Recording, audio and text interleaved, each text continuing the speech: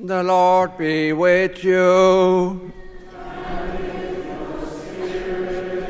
A reading from the Holy Gospel according to Luke.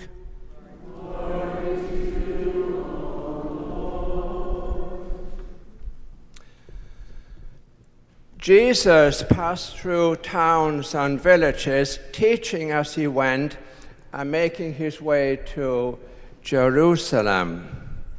Someone asked him, "Lord, will only a few people be saved?" He answered them, "Strive to enter through the narrow gate. For many, I tell you, will attempt to enter, but will not be strong enough. After the master of the house has arisen and locked the door, then you will stand outside knocking and saying, 'Lord, open the door for us.' He will say to you in reply, 'I do not know where you are from.' And you will say, 'We ate and drank in your company and taught in your streets.' Then he will say to you, 'I do not know where you are from. Depart from me, all you evildoers.' And there will be wailing and grinding of teeth when you see Moses, Abraham, Isaac, and Jacob, and all the prophets in the kingdom of God, and you yourselves cast outside. And people will come from the east and the west, and from the north and the south, and will recline at table in the kingdom of God. For behold, some are last who will be first, and some who are first will be last." The Gospel of the Lord. Praise to you, Lord Jesus Christ.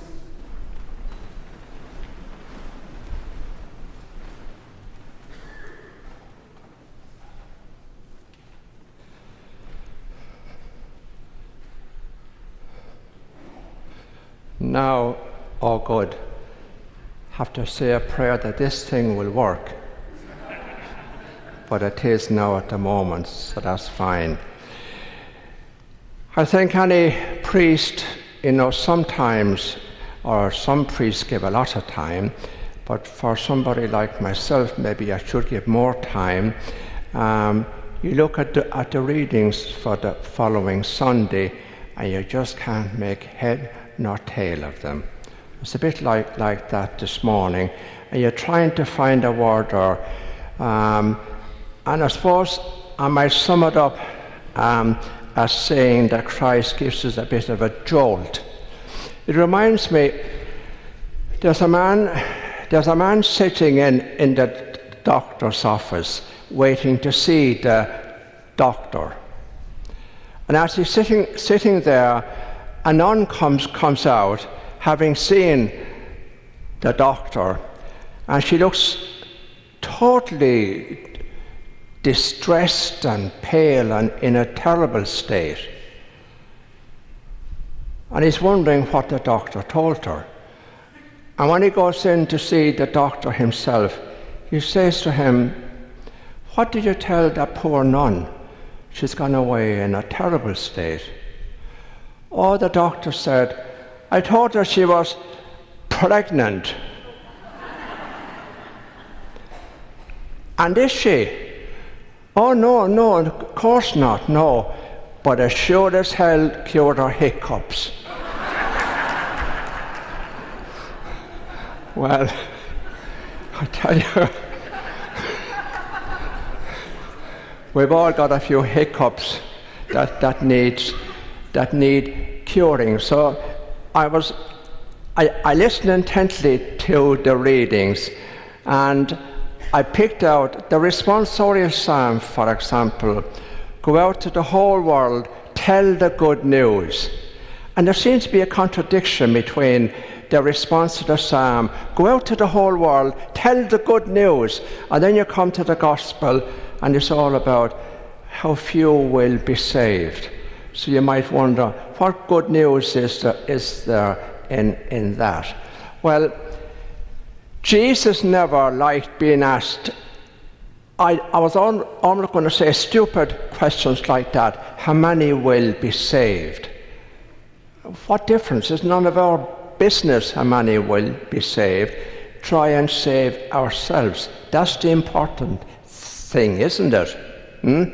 Try and save ourselves.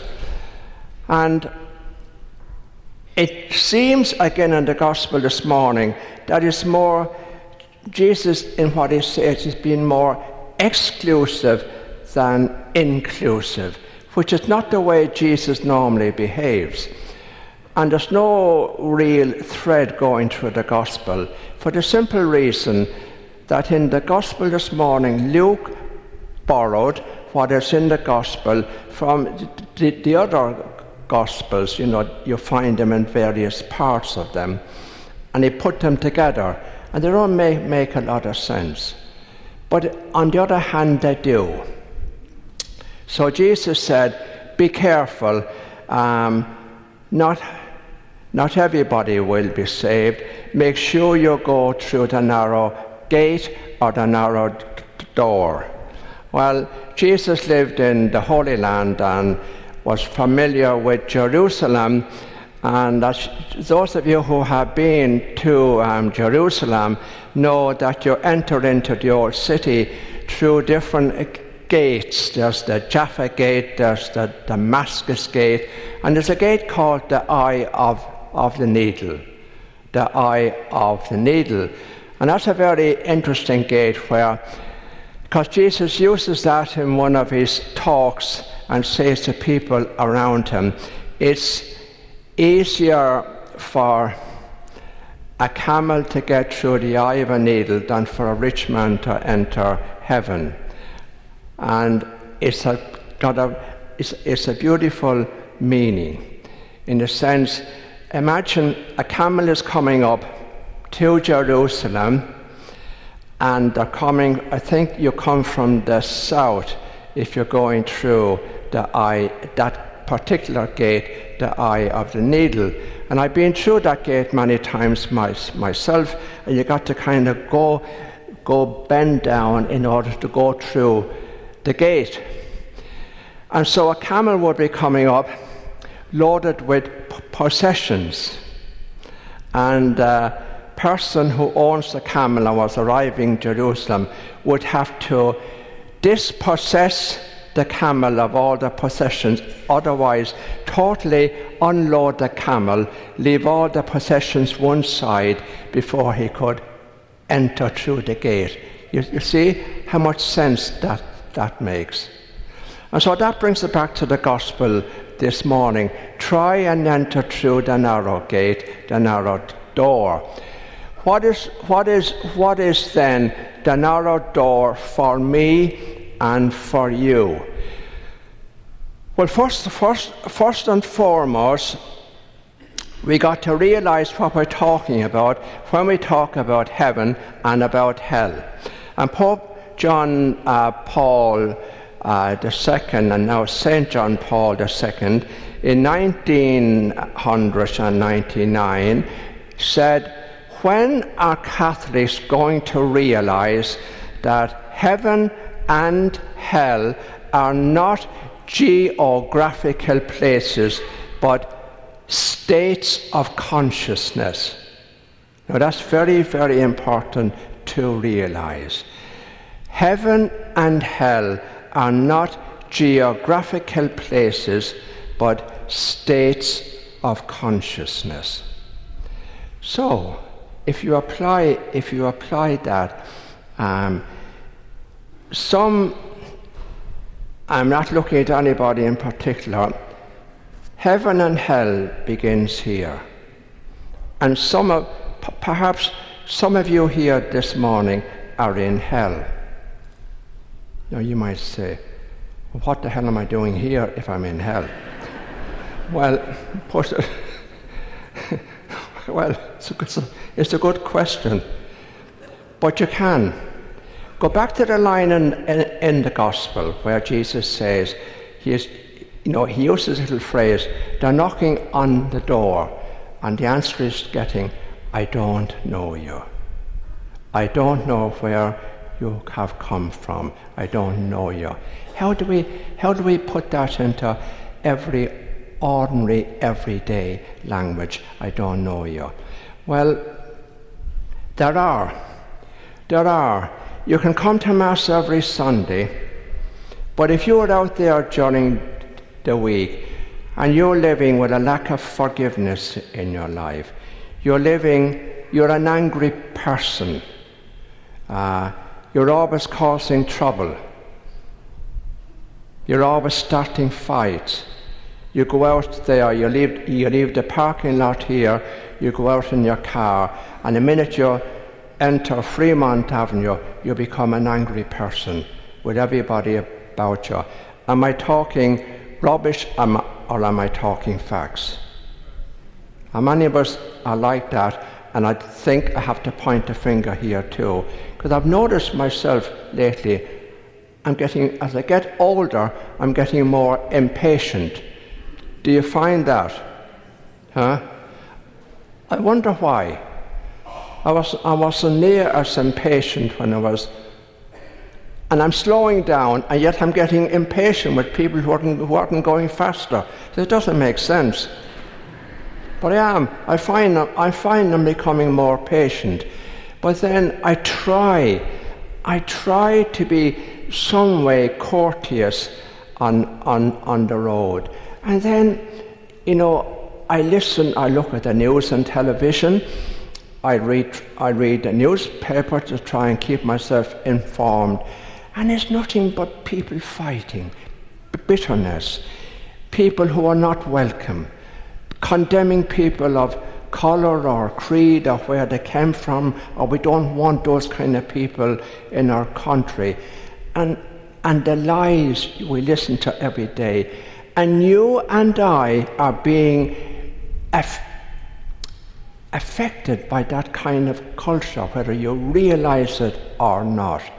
And if you are totally, I don't think as a Catholic, now I put my head on the line here, and you can shout at me or shoot me or whatever you want, but I don't think you can be totally devoted to a particular party and be a Catholic. You got to be open. There's good and bad in the Republicans, good and bad in the Democrats. There's good and bad in every one of you here this morning. There's good and bad in me. And I got to recognize the bad in me as well as the good in me. And when I recognize the bad in me, and my shadow side, because we all have a shadow side, and I'm prepared to stand before the Lord and say, this is me, Lord. I'm never going to be perfect, but I know you love me as I am. When we can do that, then we're in heaven. Because heaven is to do with freedom. But if you're living in fear and you're living a kind of a nightmarish life, and every time the stock market goes down, you go down too, mentally, and you're depressed and so on, you are in hell. And hell is not hereafter, it's here and now. St. Catherine of Siena said, it's heaven all the ways to heaven, and it's hell all the ways to hell. That is so true. And come right back to the responsorial psalm. Go out to the whole world and spread the good news. This is the beginning of a new week. Mass does not end when you leave church this morning. What's the last words? What's the last words the priest say to you? And probably most of you, a lot of people have left, so they don't hear them. But what's the last words the priest says to you?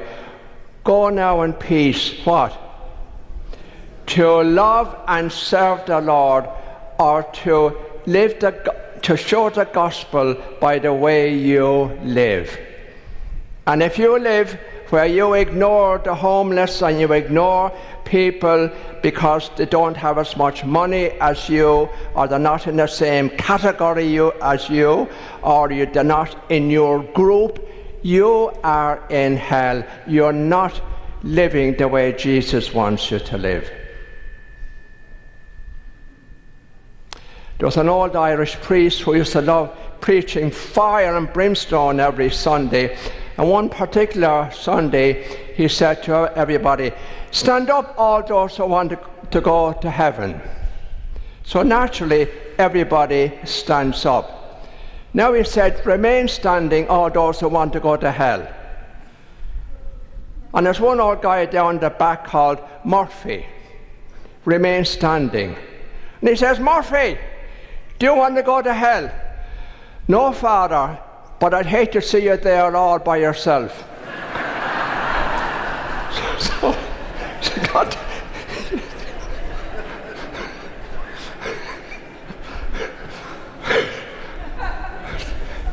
there you go. Right.